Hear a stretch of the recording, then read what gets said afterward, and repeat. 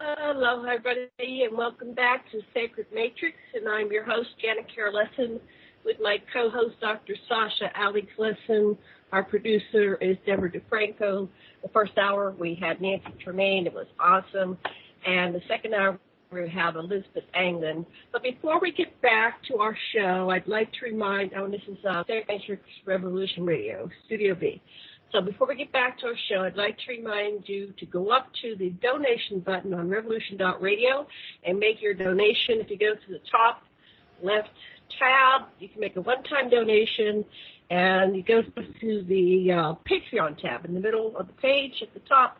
You can make a recurring donation, and we do appreciate your donations because you help us stay on the air and bring you shows like this.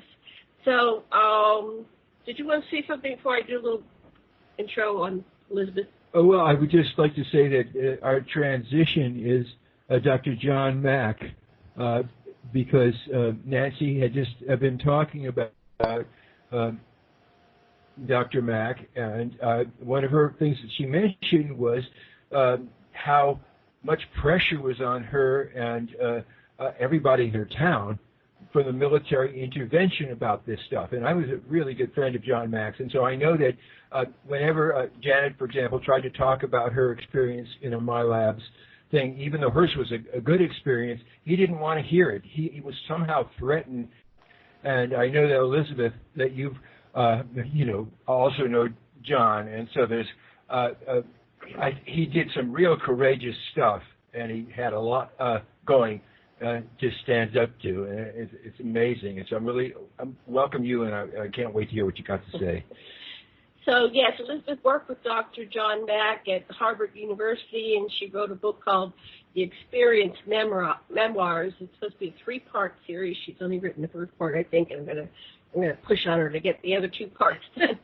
And she spoke about her alien abduction experiences at the Abduction Studies Conference at MIT. And Dr. Mack shared some of her experiences in his book, Abduction and Passport to the Cosmos. And so, anyway, I'm going to bring on Elizabeth because we only have an hour and there's a lot to say. Welcome to our show. Hi, thanks. I'm happy to be here. Yeah, John did not like to deal with my labs. I was a my lab and an alien abductee. And we did not end up going into very far. We couldn't help it. We got some of my labs. I didn't like them. He didn't like them, and so we would like promptly turn around and back out. We would, it's just like, this is gross. Let's get out of here. So so it's interesting, and I I'm from Michigan. I'm from about, maybe an hour away from Novi, maybe a little less than that. And, there was a lot of, I think my whole town was a My Lab town.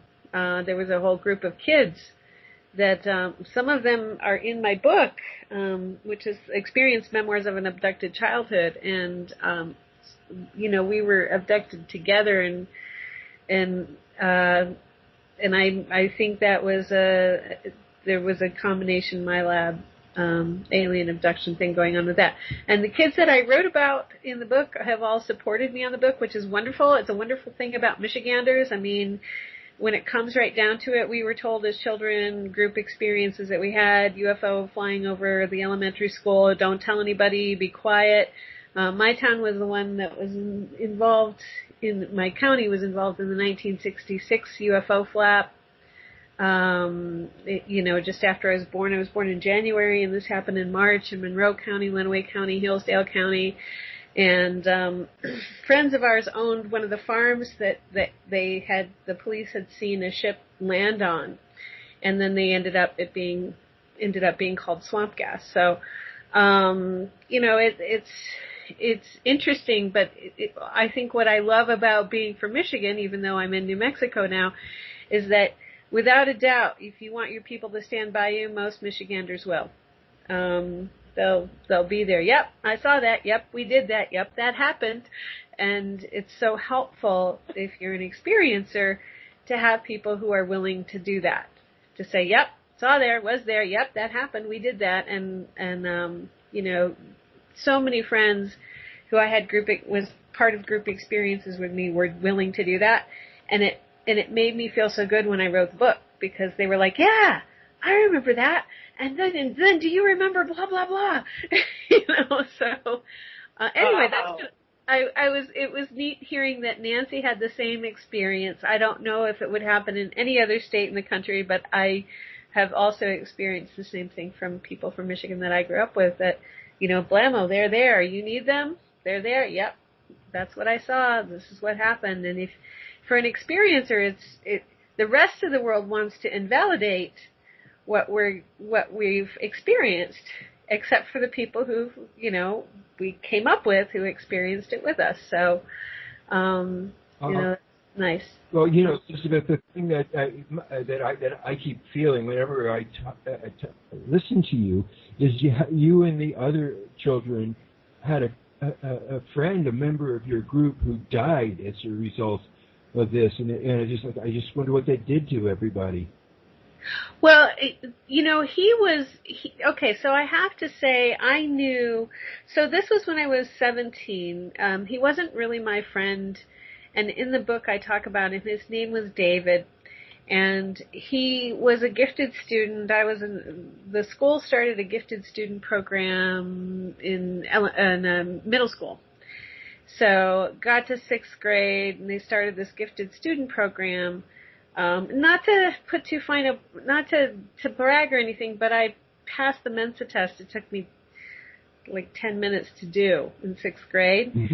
And this, and so I love it when people say, oh, those experiencers, they're not really smart. And it's like, I've never met a not smart alien abductee, in all the work I did with John Mack. It's like, I've never met one that wasn't smart. Whether they were educated, got a chance to go to school, didn't go to school, everybody is intelligent in some way. So, and highly intelligent and communicative and creative. And so anyway, they started this gifted program, and I was part of the push to do that. And then in 7th grade, David was a year younger. I ended up leaving the gifted program because he would walk around staring at me and saying, I've seen you naked on the ship. Do you remember? Mm. And what's interesting about what Nancy says about it being called a ship, we all call them ships. They are called ships. There's no other terminology for this. It's a ship, and yes, they go underwater and in water. And, so I was getting a kick out of her when she said Mr. called it a ship. I was like, yeah, because it's a ship, duh. But even before we knew what was going on, I'm now thinking about David saying, I've seen you naked on the ship, remember? No, and you're a weirdo, and I'm getting away from you. But he could remember, whatever they tried to do to program out his memories, it wasn't working on him. So he kept long, lengthy notebooks and journals about all the kids who were being taken on ships. I never got a chance to see those. And, there's only so many regressions you can do with somebody who has to see a lot of people. So I ended up only having about 20. About the taking on this ship. I have a question, because it goes to my experiences. There were 2 different boyfriends I had in between husband number 2 and husband number 3, which is Sasha. And I was in a dating period. And when I met these men, I became lovers with them. And then at a certain point, it's like, well, let me see your pictures when you're a little kid. So both of them I recognized from the ship. And it seemed like they were doing some kind of Luddite thing where they were programming me to, have met them as a full-grown adult, 20, 30 years later. What are your thoughts on that? What were you doing naked on the ship? They could have just had you doing on the ship. There was just so much stuff that was so wrong by our social standards. I'm laughing because you have to get this sort of, and especially the MyLab stuff, but also in because I'm a both. There's crossover between people that I was in MyLab with who were also in the alien program. And there's something energetic about it. What I've come to is that, especially one person, there was an energy, like a battery in a transmitter or something like that. Like one thing is the battery and one thing transmits. Like it's energy. Like Nancy was talking about being a standing wave. Well, there's apparently some of us are holding energies here or transmitting energies here, not for any negative purpose. It really goes back to, this is a mission of love. This is a mission of wanting everybody to be okay, wanting this planet to be okay, wanting everything to thrive and nurturing. That's what kind of mission it is. But there's, in my case, like, I think the ambassadorship really came down to, before I was embodied, what kind of energy am I bringing to the planet? And, and by the way, you'll be in 2 programs. Oh, and by the way, the military tried to twist that into something else. So there's this, energy of transmission, but also, the ability to calm, the ability to smooth, the ability to make things, to make people be peaceful, right? Well, if you can take a transmitter and have it be calming and smoothing, and the military tries to get a hold of that and use that for some other reason, that's not going to work out so well, right? So I'm telling the end of the story first, but there were certain people that came in at the same time who are holding certain energies of transmission, and for whatever reason, they were really hot to have us sleep together. And I haven't gone in a lot of the My Lab stuff, but it's like, you're really too young to be sleeping with people at that age. Hello. That should not be happening, and yet there it is. And I just, it gets a little bit dicey when you're talking about the military, because there's human involvement there. In my labs that I remember, it was human and reptilian involvement. In the other abductions, it was more of your typical multi-type gray, that, you have big tall whites, short blues, oranges, praying mantises. You have different, it's like a whole group of many different types. So,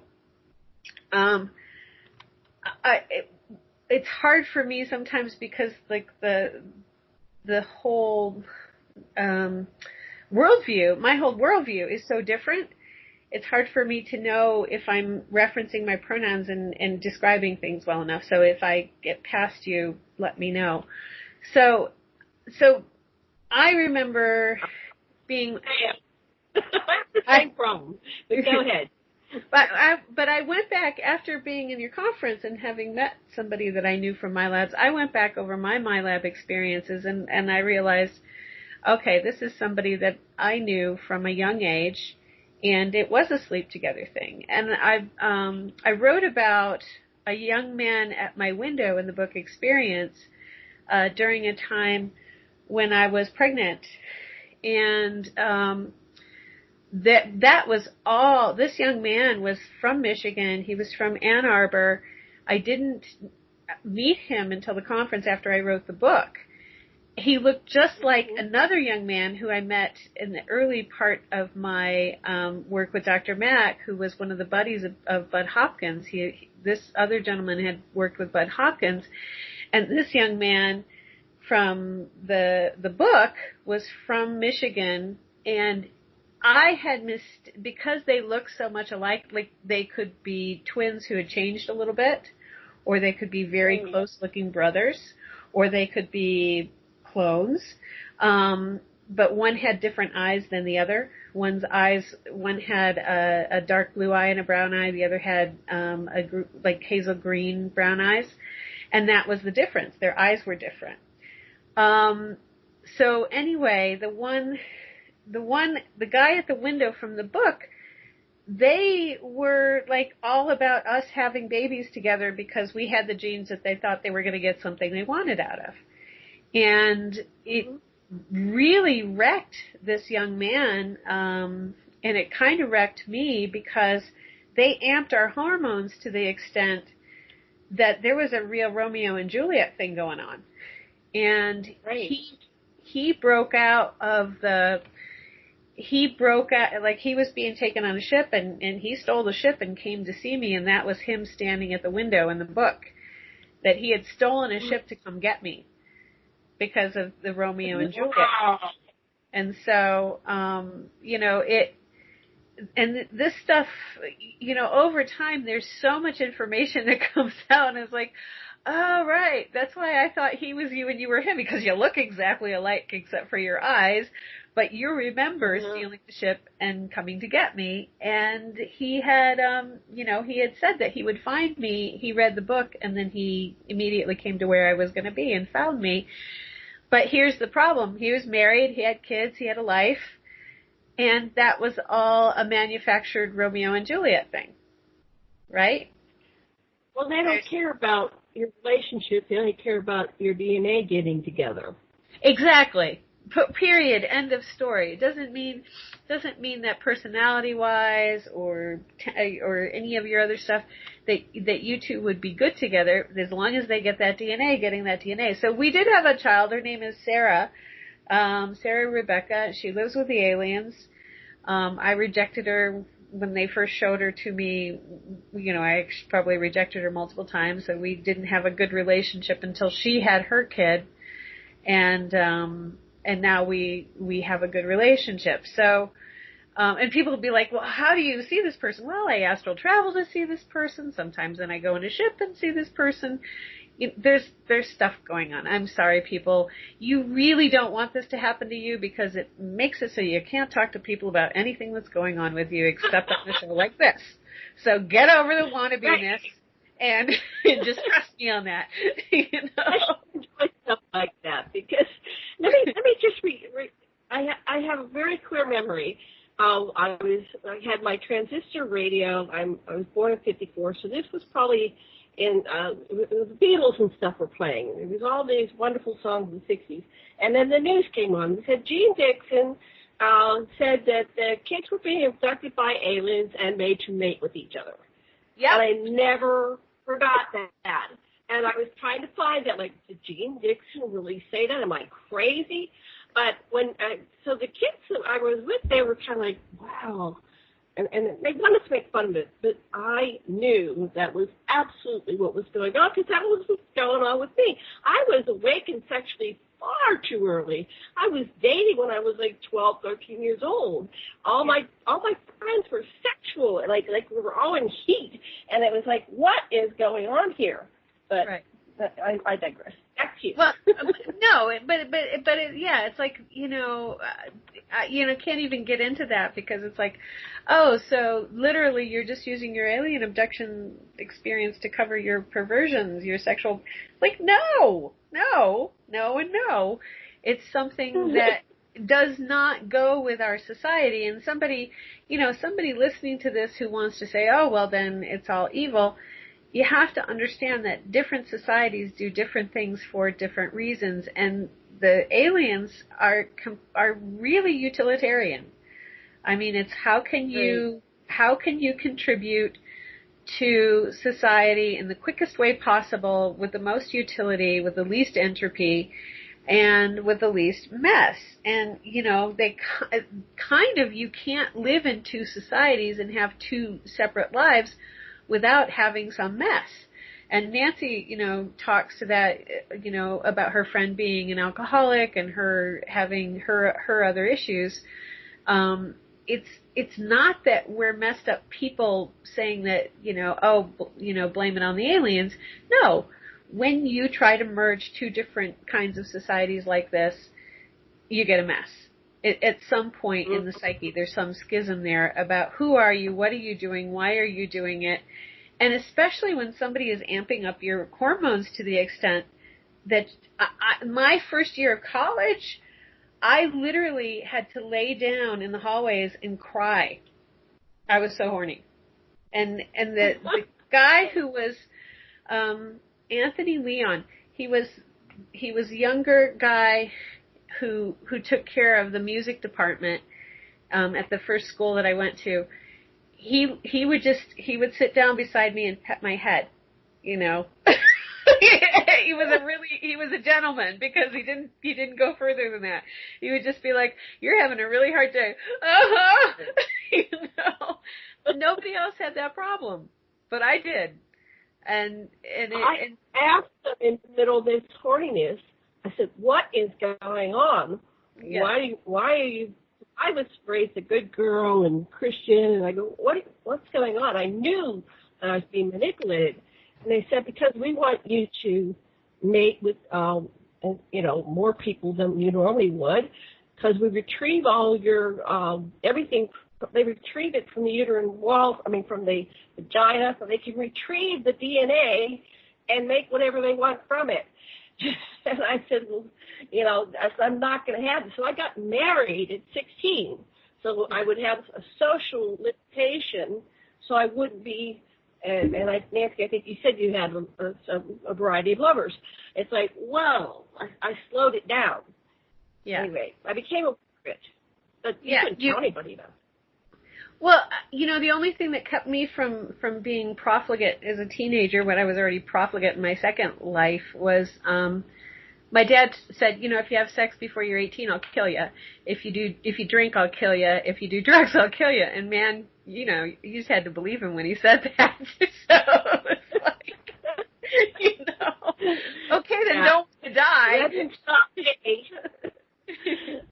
Thanks, Dad. Didn't want to die. It did serve me well because I didn't take up drinking, I didn't take up drugs, and I'm not a sex addict as far as I know.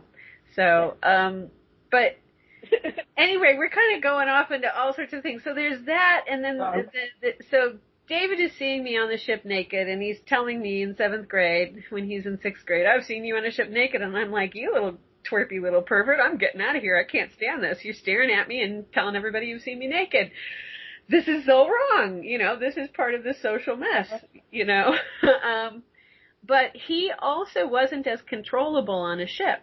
And like Nancy was saying, in her experience, is we want to get you back. We want to get you back safely. We'll get you back safely if you, just do what you need to do. He was really testing the limits of how much control he could have. And I ended up doing that in my 20s and my 30s. I was a menace to all alien society just before I got out of the abduction program.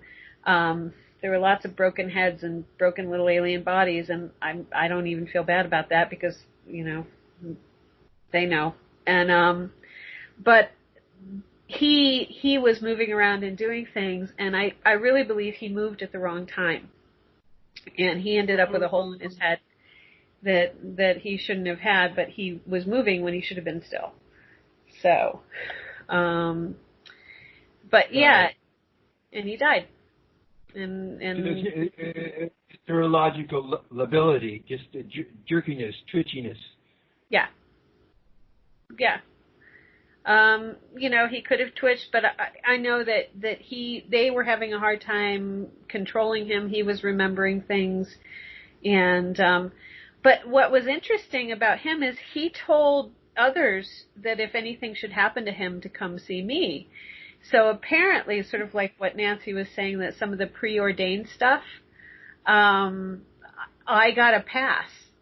You know what I'm saying? I didn't have too much, interference with me. It's like you got his dog tags, yeah. Yeah, and he must have known about that pass, and I think I even got a pass to get out of my labs because talking to people at your conference, I have the little hole where there used to be the implant to control. It's not there anymore. There's just a little divot. But the implant, part of your body. Where behind the earlobe. I got there. Yeah, behind the earlobe. I just have a divot. Elizabeth, if you ever saw this fellow's journals where he was writing everything, even if you never got to look in it, and you meditated on whatever you saw, I bet you can get some information, or maybe you already have, of what did the journals say, especially what does it say about you? Well, we tried to do that. I might be able to do it now. When I was writing the first book, I tried to remote view it, and I kept hitting a door that said it had a 50-year. Well, right, it wouldn't be 50 years yet, so I can't do it yet. That information had a 50-year. It was top secret for 50 years. Like, that was in the astral plane. This information is above top secret for 50 years, and it'll be released when 50 years are up. And man, I kept hitting that door. I tried every way in the world to get around that door. I'd go around that door. I'd try to go in sideways, and I'd hit that door. I had other people try it. They hit that door where it had the big red tape across it saying top secret for 50 years. And I finally just went, okay, fine, because maybe whatever was in there about me hasn't come to pass yet, right? And so I just wonder what you imagine isn't in there. What do you think isn't in there? What do I think isn't in there? What do you mean by that question? What's missing? What's missing in that? Is there something that's all? It's just that's a key, and don't answer it now. But just it's a trick of opening doors. Yeah, what isn't there? What isn't in what fills up that space? What isn't there? Well, right. One of the things is which military abducted us. And that I've had a lot of thinking on. And so what I knew, and I hadn't, because I never thought about my labs, was too much. What I already knew from working, so I have a pilot, actually I have a friend I call the engineer. He builds ships. And he's kind of my mentor and my friend, and is a friend of the family, godfather of children kind of guy. And he's in the first book. He's the guy when I'm pretending that I don't know how to fly a ship is saying, just push the button, pull the lever, and step on the pedal, you idiot. You do know how to do this, right? So he's funny and he's always been there, but he's also he creates life, but he understands that living things need to be allowed to operate within the parameters with which they developed. And sometimes the alien utilitarian society forgets that because they're all going together toward a certain goal, and they forget, you need to let a little breathing room in here and not be pushing things so much. And so he was really helpful for a long time toward getting me some, not being pushed as much as I was early on. Like as time went on, I was pushed, it was less pushy, and I worked with him more. And it just so happened that when I got out of the abduction program, I just went to work with him in a way that wasn't pushy. And mainly because I like him and I trust him, and he is, he's a good guy. He really understands the universe, and he understands life in the universe, and he understands the society that he lives within, and there is a hierarchical structure which is not great for humans. There is a utilitarian structure which is not great for humans. He understands the differences, and he also understands a lot of different kinds of beings because they use different kinds of beings when they're looking for DNA. So he's worked with a lot of different kinds of beings, and he loves and appreciates them in a way that not everybody does. So where was I going with this? So I have the engineer, like Nancy's Mr. My analogous one is the engineer, and I was going to say something about the engineer, and I got off on a tangent. Do you remember what I had said before I said the engineer? Yes, sure. Only to give some details about what you've not really looked into in that book. And the first thing you mentioned was which service were doing this stuff. Oh, yeah. What were they after? Service. It's what military where. So what happened, right. One of the engineer, when my friend Dave Duclos died, who was an abductee, who worked with John Mack, and we did the support group. We tried to take the support group, out of Dr. Mack's house because it got to be more than 30 people, and, we formed our own nonprofit, or tried to, and we were really attacked in the process by other forces. But Dave Duclos was a brilliant gentleman, never went to college, but built his own university-class telescope, could do anything he set his mind to.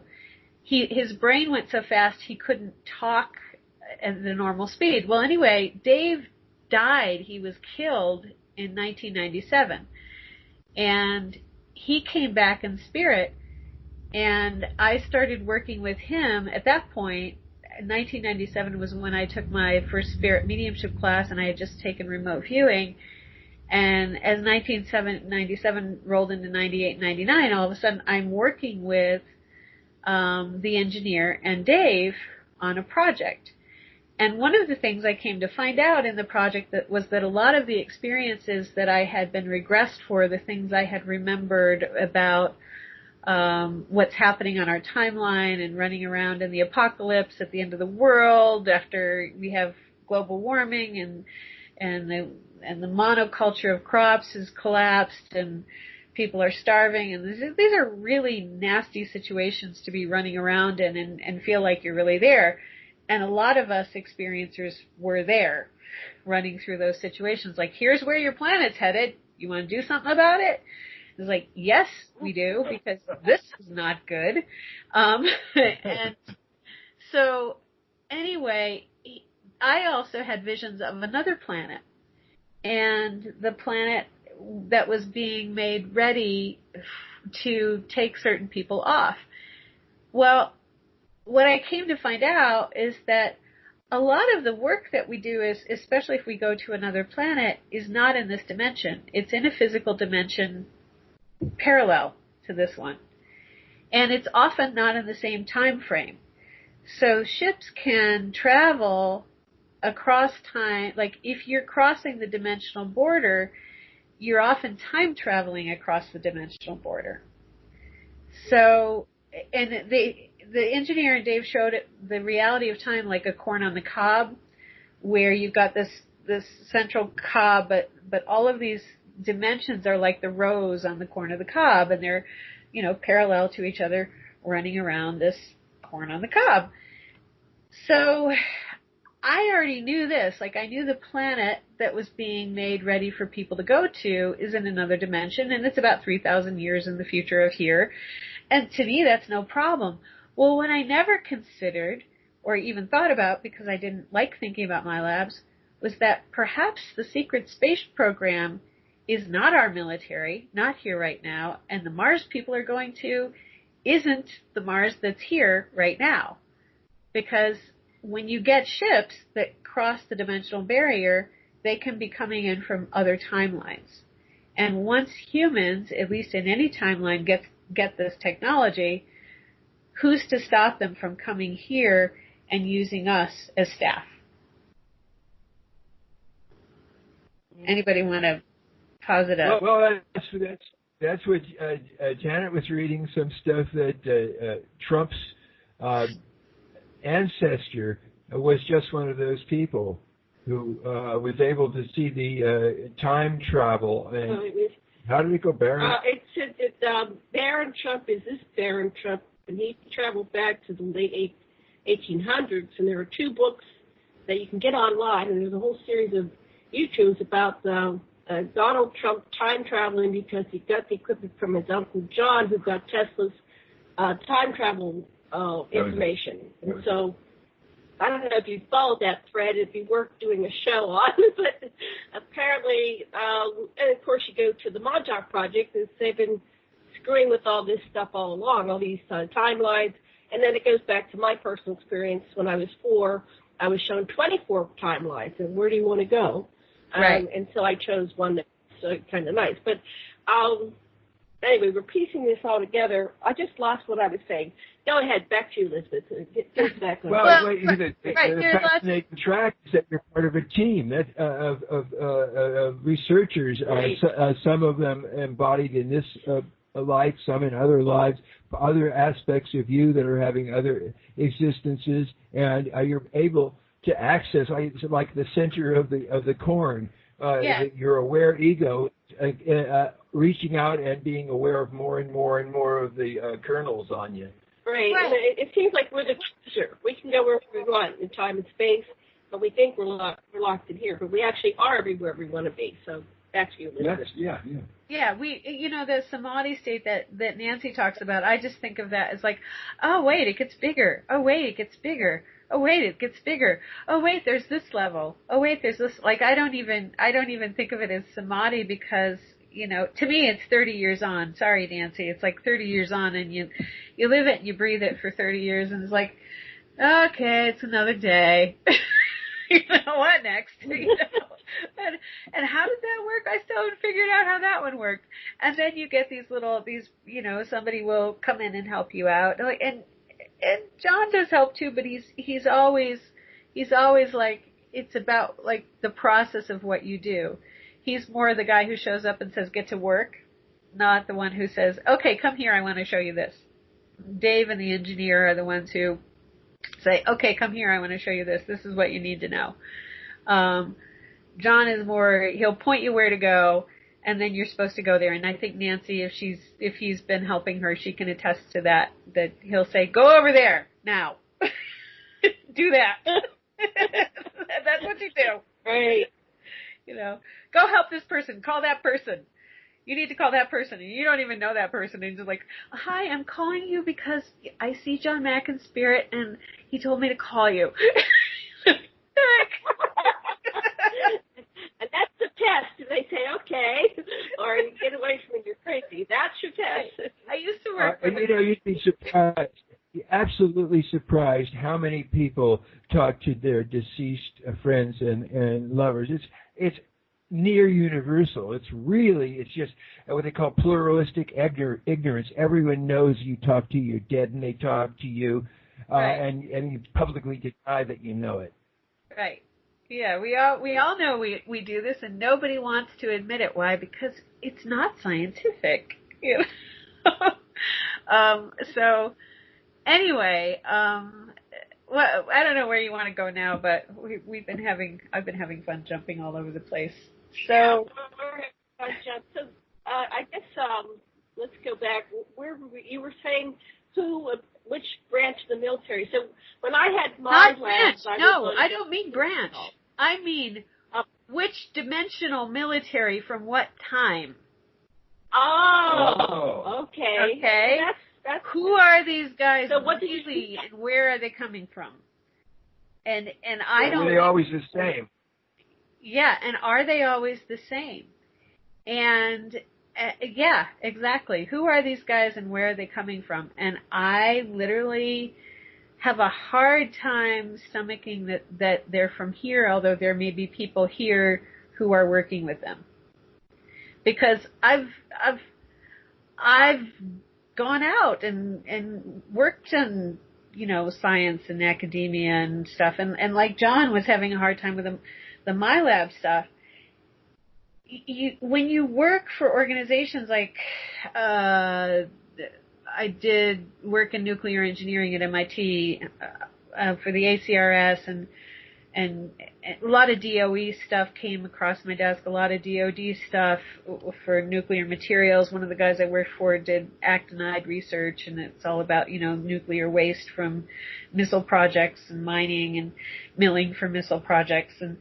And then also the ACRS is about nuclear safety. So you get the DOE, you get the DOD involved, you get the nuclear navy involved.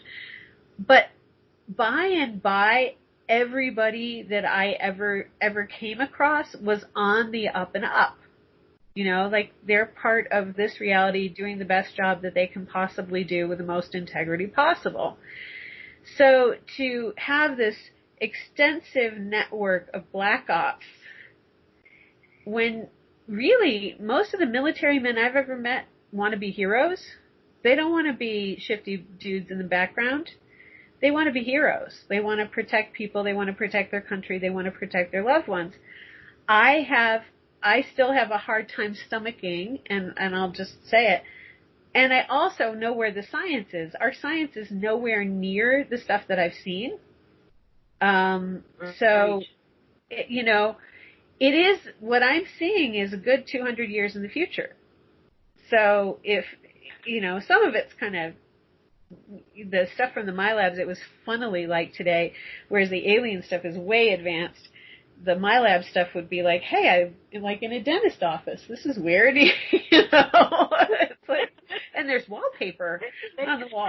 The chair, yeah. The dentist chair with the wallpaper on the wall. This is weird.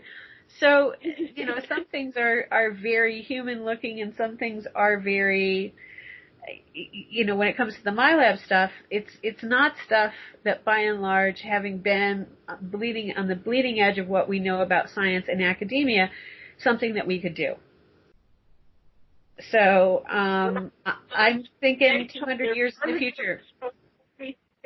60s. When I was on Johnson, it was like you're in this advanced technology, but their furniture was for 40s, 50s, and 60s. It's like they took all the stuff that nobody else wanted in the military and they shipped it there for other people to their office. It was like, what? Right. It's like this is 1960s. This is the 1960s wallpaper with a 1970s dentist chair. What the heck is this? Right. It's like, and then you get all goes to. That's the on basis. Yeah. And then you get on an alien ship and it's all clean and curved and nice kinds of lighting that isn't too bright. It's way different. So it's perfect light. It's like your mind tells them what lighting you want, and it adjusts automatically. Yeah. Well, and ships are. The ships that I know are living beings, so when people start talking about ships that aren't living beings, I'm like, I don't know what ships you're talking about, because all the ships I know are living beings. So like what Nancy said, where the ship talked to her telepathically, it's like, yeah, right on. That's what they do. That's how ships are. So, so I got to ask this question. As Susie from New Zealand was talking, Susie Hansen was saying that she described the Greys that she hung out with, eating food, eating it, or they could pack it up on their skin and absorb it. And I just wondered, and then if you what happens? What do they have toilets? And what's it like on what was yours like? I don't know. So part of my ambassadorship is working with pilots on ships, especially if they, for whatever reason, need to leave where they are or they get into some kind of trouble. So I was in the middle of nowhere in Colorado, and I don't need to see ships. What I find interesting is that people, like even in my small community here in New Mexico, will think all of a sudden, wow, it'd be really cool to see a UFO, and then they do, and they see an actual one that bounces around the way a UFO does. So there's a lot of work being done for people who are open to seeing things, to see them. I don't really need to see anything, but my roommate in Colorado, my ranch mate, did. And so one day I have a ship, not here, so, government, whoever, don't come to my town because she's not here. But she was up at the ranch with us. And so one day he was thinking, as he was watching a UFO show, he was calling her name and saying, could you just light up for me so I could see you? And he was in a second floor office over a solar electric power room, and he went out and he looked across the pasture, and there she was, all lit up. So he came, wow. And I was in the house. He came to get me and pulled me up to the second floor and pointed out the pasture, and there she was, all lit up. And I went, oh, yep, there she is. And then we had five other little ships light up. They weren't the same size as her. They were a little bit smaller. And I went, oh my God, who are you guys? And I found out that I had, I had put it out there that if you're in trouble, you can come here. And so we basically had these guys stay at the ranch, and they liked it when he ate pizza because they got a telepathic hit off of that, but all they really needed was hay, and they turned that hay, and they would mash it up and put it on their skin, and literally they burn it up, so it's not like they're pooping a lot, and as a horse person, you always wonder about the poop. Well, they're not pooping a lot. They're not. But where do they put on their skin? Where do they put it? They put it on their legs, or they usually would on put it on their arms. Their yeah, they do like the arms. I never really looked down to see. Mainly I'd see them putting it on all over their arms. So inside of the arms, outside of the arms. So dermal. Did you ever try? Did you ever try that stuff? Well, when we were first working with Dr. Mack, there was the banana shake goo, and that was gross. And I tried it, and it basically it's high potassium, whatever. Like a lot of like if you're human and you want to work on ships, you really need to have a lot of potassium in your system, because energetically the ships rip it out. So it was like there was a stuff called PK, that was like a high potassium energy drink back in the 90s. And the banana shake was like chalky banana PK, and you could take it by mouth, and it was disgusting. So there was a time when, John was playing with us, like, can you have them talk to you, teach them their language? Can you, see what they eat? And so I'd ask. I'd go into my next experience and I'd ask, and then I'd be eating like chalky banana goo. And then the nurses trying to teach me their language, when they sound like dolphins and me trying to do it was hilarious, and they thought it was hilarious because I could never get the intonation right. And I'm a singer and I still couldn't do it. So, but they had a good time with that. They had a good time with answering those questions. And I did not like chalky banana goo. So, yeah. Thank you. Stuff I always wanted to know. So let me ask you some more questions, as if we're not asking enough. Okay, so you're learning about what is the nature of existence from their perspective? At one point I went up and I kind of high-fived with Source. So they were teaching me that I could be anywhere, and it was all my perception. And so some people in the UFO field say, you can't go walk past the, 6th or 7th dimension. It's like, you can go anywhere once you learn. So yeah, what did you learn? Well, you can go anywhere. It gets a little woodgy when you get up to 10, 11, and 12, and 13, because it's not very physical. But, so where you are and how long you're there becomes a question. And how do you cognate that with a physical system of cognition? I go to 13, like in terms of, and these are basically layers of physicality that seem like this is a very heavy layer of physicality. One above us seems lighter to us, but it doesn't necessarily to people in the astral. One above that seems even lighter, but not necessarily to them, and so on and so forth. But as you go up, you're focusing more on levels of mind, like you have quicker manifestation, you have whatever you think becomes what is. Here, it's the same thing. It just takes longer, and you are like Nancy was saying, it's not so much preordained, but the stage is set. Like we're in a stage where we're all working together to learn something here in the physical realm, and the other realms are involved with that as well. But we're learning about being separate. We're learning about being individual. We're learning about being creative. We're learning different kinds of socialization. We're learning about emotions. Oh my God, emotions are such a huge thing here. And so the stage is set. And the other thing is, you can change what you're learning about. Pretend that you have like a little DVD of what you're learning about. And if you decide that you don't like your lesson plan, you can go up and say, I think I want a different DVD now because this one is really bumming me out. And I'm not doing well with it. And so you can always ask to get a new one. And you might have to do the lesson you were in again at another time, or you might choose to do the lesson you were in at another time. But there are conditions. There are conditions that are sort of mutually agreed upon, and here we are and are preordained, mutually agreed on.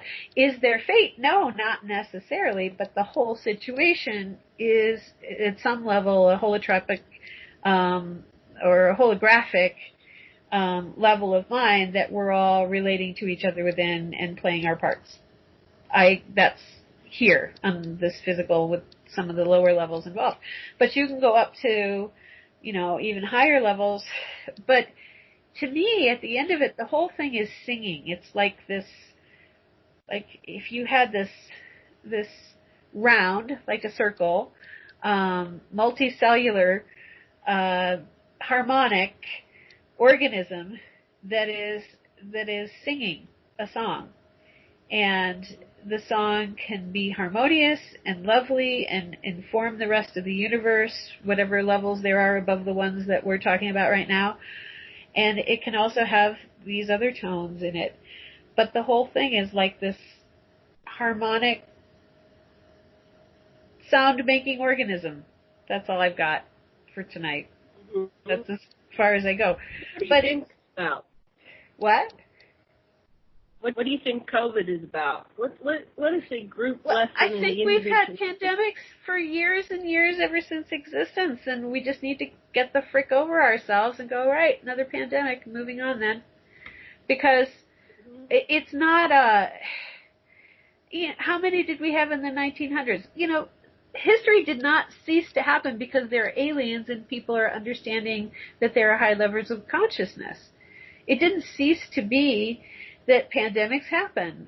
What biology is didn't cease to be what biology is. So the fact that somebody like me shows up who hangs out with aliens doesn't mean that the stuff that happened before doesn't happen. It still happens. And guess what? Deal with it. I guess that's my opinion about that, Is it a great time for it to be happening? Hopefully it's going to be a good correction and not a bad correction for where we were heading with our politics and how people are feeling about each other. Hopefully it'll be a good correction by when all is said and done. But, did somebody, I read the stuff that Farsight put out that there was somebody, manipulating all of this from the astral plane. We have astral manipulators all the time manipulating us. Yeah. So, well, the consensus reality we're all co-creating, I guess, but within that we have our own idioverses, so I guess there is no true consensus. We just have our perspective. So, the worst case scenario, I guess, is you die, but if that's so bad, it's just another phase of existence. We actually simultaneously exist on all these levels, so you're just shifting your focus. Where are you in the continuum? Well, right, and then the other thing is, we willfully chose to get involved with doing things online and turning ourselves into sort of 2D individuals. It's like you relate to somebody through texting now, you relate to somebody through their Facebook post, and now, non-willfully, you are now isolated. Somebody is telling you that you have to be, you were self-isolating before. And you were like, all hot to do it, right? Oh, I don't have to go out into the bar and actually dance with somebody. I can just flirt online and never actually see the person, and we'll just text at each other, right? So now we're all 2D, self-isolating, happily doing it, taking, filtered pictures of each other, not seeing how we interrelate with each other and how we socialize with each other. We're all doing that for years and years, right? And now somebody says, you must self-isolate. And everybody's like, I don't wanna.